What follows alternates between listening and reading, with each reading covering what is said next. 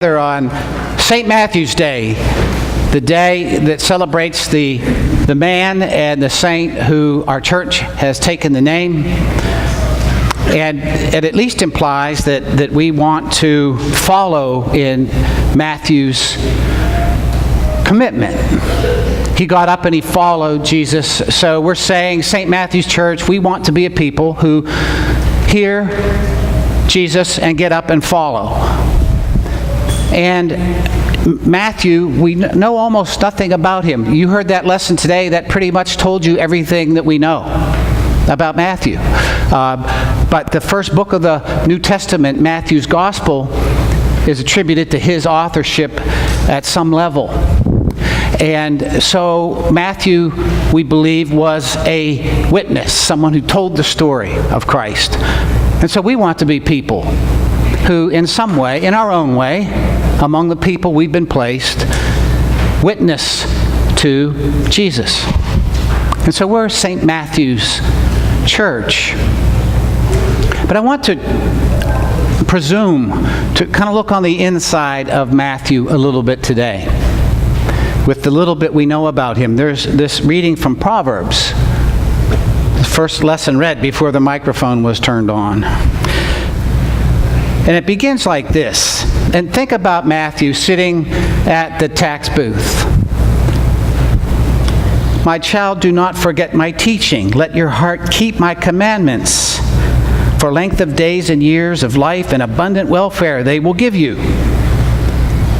But Matthew, as it were, forgot the teaching of at least his culture and his people about what it meant to be faithful. He chose something else. Do not let loyalty and faithfulness forsake you. Bind them around your neck, write them on a tablet of your heart. So you will find favor and good repute in the sight of God and of people. Well, that's what Matthew did not have.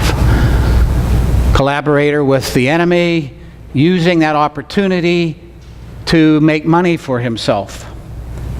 Trust in the Lord with all your heart and do not rely on your own insight. Don't rely on your own strategy for what you believe is a good life.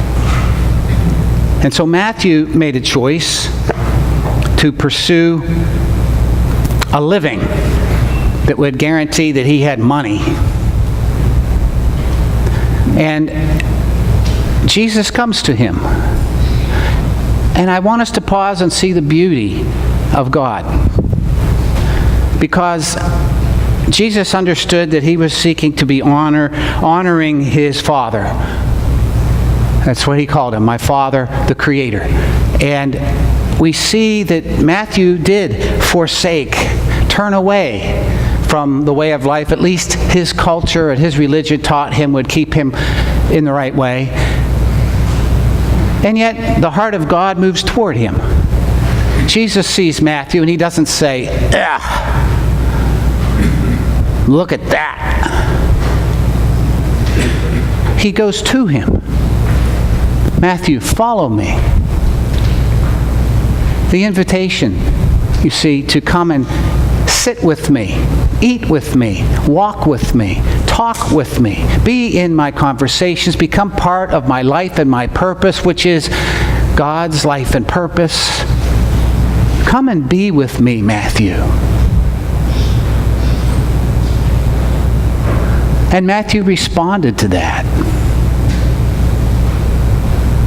And I think that there is something deep in Matthew, as there's something deep in you and in me, that God sees, that no one else sees.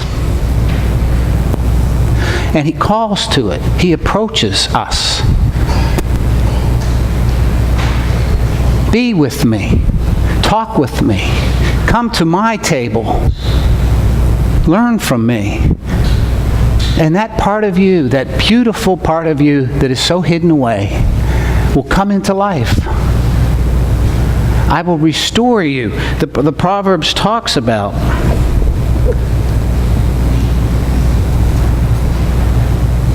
length of days, years of life. We don't have to take that literally.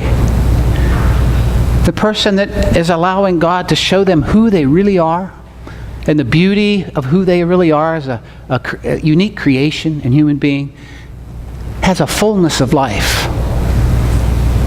And that's the only way to get it, is to receive it as a gift from God who reveals it to us.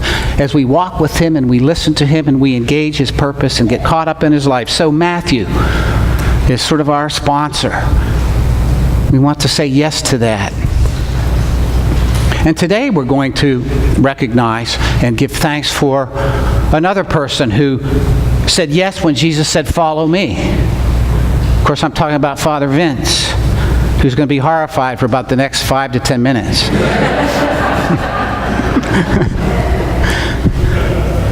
and Vince's story, I'm not going to even try to tell it all, but Vince heard the call. And I believe we all received that call from the heart of God to our heart. Follow me, be with me. And Vince, in 1960, was ordained as a Roman Catholic priest. I think many of you know that, but maybe not all of you. And he began that journey. And then, I think what happened was that the Creator looked at the Episcopal Church and He said, they need help. And so in a circuitous way, Vince left the Catholic priesthood and he entered the priesthood in the Episcopal Church, for which I am delighted. And I think maybe his children are delighted too, because then you can marry, right? And so Father Vince comes to the Episcopal Church and he serves many, many faithful years in the priesthood. And we give thanks for that. But that's really not our story with Vince, because it was when Vince retired that he came to St. Matthew's. And the witness that he bears is that he didn't stop following Jesus, did he? Now there was an interesting period when Vince first retired, which I found very fun and enjoyable, because Vince, Vince is a calm guy and he's kind of a focused guy, and he kind of got wild and crazy for a little while. And what happened was Vince, well, for example, think about homes for a minute. He, in Rosemary, bought a townhouse in Ambler, and then within a year, living place in Ambler, and then a house in Florida. They kept selling it. They're not accumulating homes. Although every time he did really well when he sold. You might want to talk to him if you're looking in. And then a house in Florida, then a house in the Poconos. It's kind of like the three little Goldilocks and the three bears, just finding the right place. And then finally, thank God, back here with us. And so that was interesting. But more interesting was the motorhomes.